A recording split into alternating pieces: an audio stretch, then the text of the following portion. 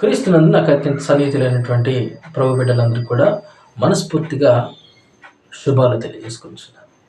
ప్రియమైన వర్లారా, ఇక సమయంలో మనం వాక్యాన్ని ధ్యానం చేసుకోబోతున్నాం. ఒక అద్భుతమైనటువంటి అంశంతో మనము ఈరోజు ముందుకు వెళ్తున్నాం. పాత నిబంధనలో ఉన్నటువంటి యేసు రక్తం.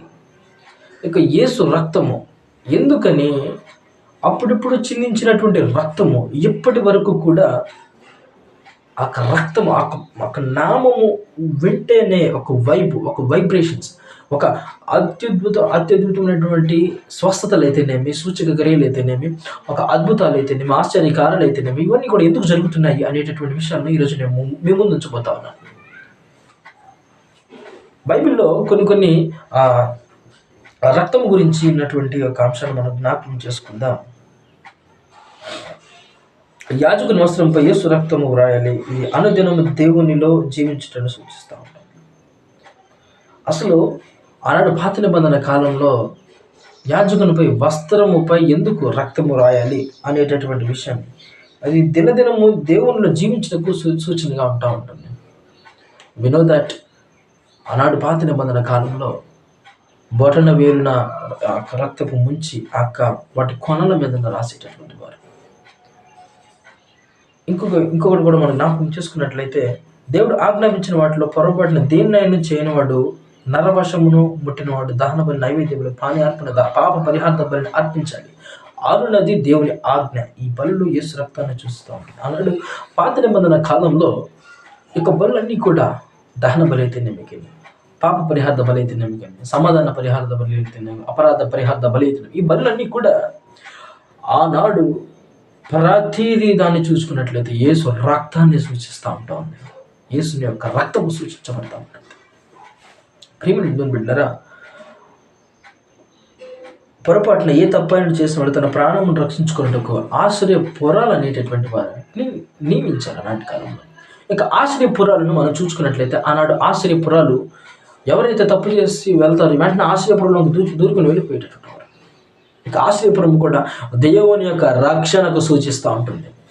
ఇంకొక విషయాన్ని కూడా మనం జ్ఞాపకం చేసుకున్నట్లయితే, రాహాబు అనేటటువంటి వేశ్య బైబిల్ మనందరికీ కూడా సుపరిచితమే. ఇంటి వారి రక్షణకై కిటికీకి కట్టినటువంటి ఎర్ర తొగరు యేసు యొక్క రక్తాన్ని సూచించబడుతూ ఉంటుంది. యొక్క రాహాబు అనేటటువంటి వేశ్య వారికి బైబిల్లో ఉన్నటువంటి ఆ వేగు చూచేటటువంటి వారికి ఆమె రక్షణ కల్పించింది.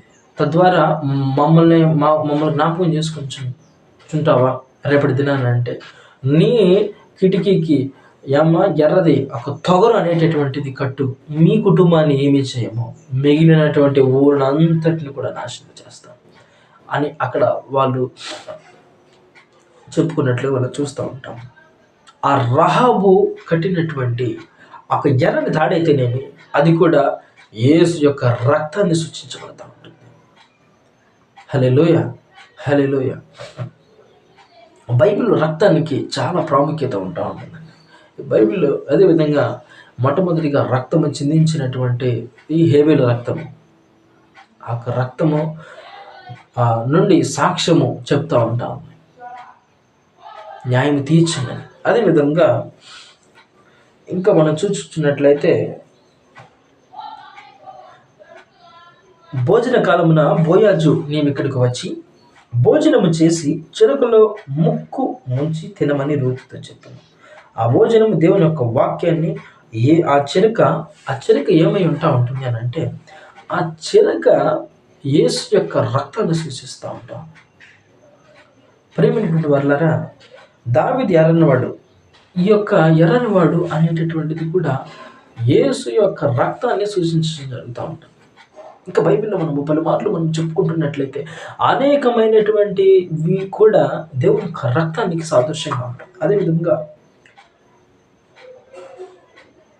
గొలియాతును చంపుటకు దావీదు ఉపయోగించినటువంటి ఆ 5 రాళ్ళు అయితేనేమి, ఆ పంచగాయ నుండి వచ్చినటువంటి స్రవించినటువంటి యేసు రక్తాన్ని అక్కడ సూచించడం జరుగుతుంది. దావీదు దేశ క్షేమ కొరకు ఒక బలిపీఠం కట్టి దహన బలి అర్పించాడు. ఆ దహన బలి అనేటటువంటిది కూడా యేసు యొక్క రక్తాన్ని సూచిస్తూ ఉంటుంది. ప్రియమైనటువంటి వాళ్ళారా, బలిపీఠం ఉపయోగంలో అర్పించినటువంటి బలులన్నీ కూడా ఆ యేసు రక్తాన్ని సూచించడం జరుగుతూ ఉంటుంది. ఆ సొలొమోను గారు అర్పించిన ప్రతి ఒక్క బలి అయితేనేమి అది అంతా కూడా యేసు యొక్క రక్తాన్ని అక్కడ సూచించ జరుగుతూ ఉంటుంది.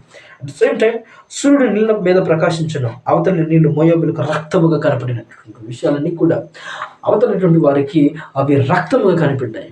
మోషే గారు ఎప్పుడైతే సముద్రం వైపు కొట్టగా అక్కడ రక్తముగా మారింది. ప్రియమైనటువంటి వారలారా, వీటన్నిటిని కూడా మనం చూసుకున్నట్లయితే ప్రతి దానికి కూడా రక్తము సాదృశ్యంగా కనపడుతుంది. ఆ రక్తము సాదృశ్యంగా మనకు కనబడుతూ ఉంది. ఆ రక్తము ఏ రక్తముగా దాని యొక్క మూల పాఠం ఏంటి అని అంటే యేసు రక్తమే అంతిమంగా మనం చూసుకున్నట్లయితే. కాబట్టి ప్రియమైన దేవుని బిడ్డలారా, యేసు రక్తము జయాన్ని ఇస్తుంది, యేసు రక్తము స్వస్థతనిస్తుంది, యేసు రక్తాన్ని అభయం ఇస్తుంది, యేసు రక్తము మనల్ని కాపాడుతుంది. ఆ రక్తము మనల్ని పాపం నుండి విడుదల కలిగిస్తుంది. రక్త ప్రోక్షణ మస్తికం తద్రక్తం పరమాత్మైన పుణ్యదాన బలియాగం చాలాసార్లు చెప్పినటువంటి విషయాలే. కాబట్టి ప్రియమైన బిడ్డలారా, ఆయన రక్తాన్ని కనుక నీవు స్మరణ చేస్తే, ఆయన రక్తాన్ని కనుక నీవు ఉచ్చరింపు చేస్తే, ఆయన రక్తములోనే విజయము, విమోచన, విడుదల, రక్షణ మనకు కలుగుతూ ఉంటుంది. కాబట్టి దేవుని యొక్క రక్తము అతి ప్రాముఖ్యమైనటువంటిది.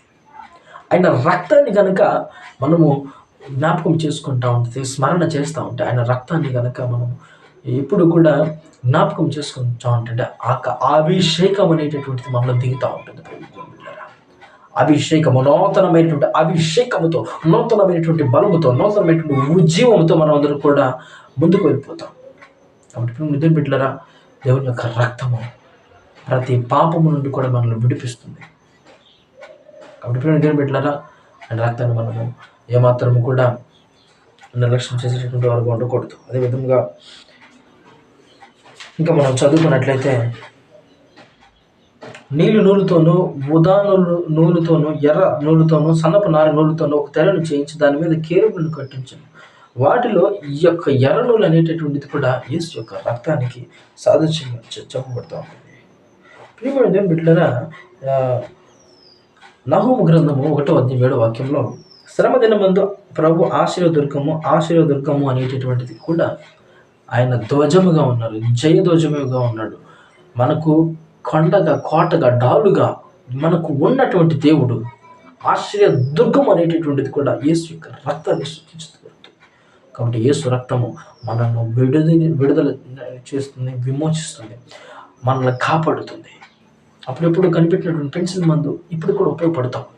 కాబట్టి అప్పుడిప్పుడు చిందించినటువంటి రక్తము ఇప్పుడు కూడా ఉపయోగపడుతుంది అని అంటే ఎస్, ఎగ్జాక్ట్లీ. పెన్సిల్ మందు అప్పుడప్పుడు కనుక్కున్నారు, ఇప్పుడు కూడా మన గాయాలకు రాస్తూ ఉంటాం, అది మనల్ని స్వస్థపరుస్తుంది. అదేవిధంగా ఆ రక్తము మన మీద, మన పిల్లల మీద, మన కుటుంబాన్ని మీద ఉండును గాక. God bless you.